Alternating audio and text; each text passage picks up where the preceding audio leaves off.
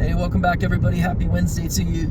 I'm sorry to have to come to you from the car again, but I'm driving in between appointments. I'm actually out of state this week. I am in Colorado, and I've been doing some work with my business partner, Chris Shaw. Some of you know him. And we are in two separate cars on our way back to his ranch, and to regroup and to come up with a strategy for tomorrow. We had a really successful day. I'm driving up Glenwood Canyon, which is one of the most beautiful canyons, one of my favorite. So today I really want to talk about the holidays, though. The holidays are really, really hard for a lot of people, and whether it be not having enough money to buy presents for your kids.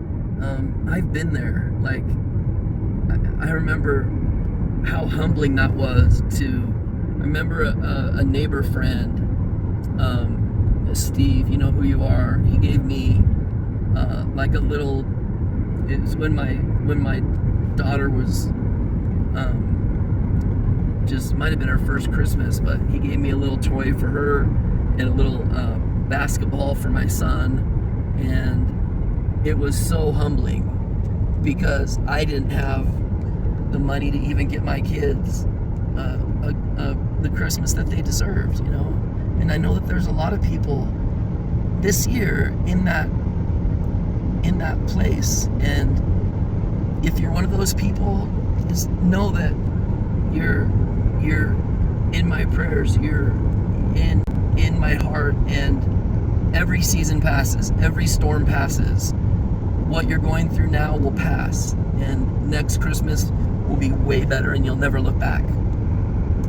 I appreciate you hanging in there with the phone moving, because I've got it planted against the steering wheel so I can keep a good eye on the road. But the other thing that I struggle with is like social anxiety around family. Like a lot of people that I know get really anxious around their families, and some aren't sure why, and some have good reason to, but there are people that are going to be suffering this holiday season because they know they've got to be around people that make them really anxious. And sometimes that can be in addition to not being able to afford a good Christmas for your kids. But kids are resilient, and kids appreciate honesty. Kids appreciate being part of the solution, and kids love their parents fiercely and are loyal to their parents fiercely. They're not going to remember the toy that they got this year. They're going to remember the way that you made them feel, and that's human nature. That's how we are. We will rarely remember where we were at or the words that were said, but we remember the way people make us feel, and kids feel that too. I'm trying to think that there's an article that I was reading earlier today about, it was like the top 10 things that people suffer with during the holidays. If anybody is shameful or feels like they're not good enough or feels like they aren't measuring up, that usually because I can feel that way at certain times, and when I do, it's usually indicative of me unintentionally comparing myself to other people. And like my mentor Tony Robbins says, comparison is the thief of joy, and I couldn't agree more. But I still fall into those traps of comparing myself to the G-Wagon that's driving by me or whatever, because not too long ago I was just somebody that was grateful for a meal and a roof over my head, and I still thank the higher being of my own understanding. I still thank that person, he, she, or it.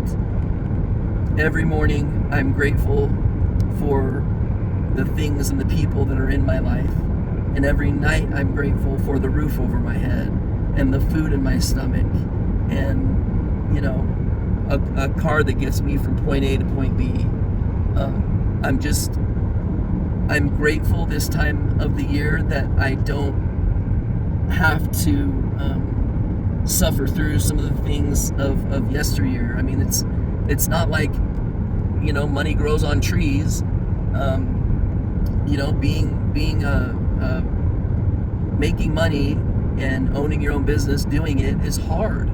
It's really hard, and sometimes they're better than others. But I don't have to live in guilt and shame anymore. I don't have to accept gifts from others to give my kids. I do get to be an amazing co-parent with my ex-wife, and you know, we're co-parenting our daughter that's in competitive cheer, and that's a lot. We're in the same place a lot. We talk a lot, and she's a good woman. She's such a good mom, and Lord knows I put her through way more than she should have had to deal with.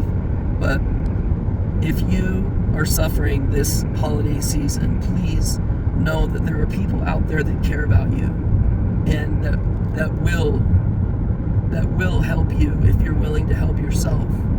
And if life has happened recently, it happened to me a couple months ago where I was pretty down, and I was just like, man, life hit me square in the face.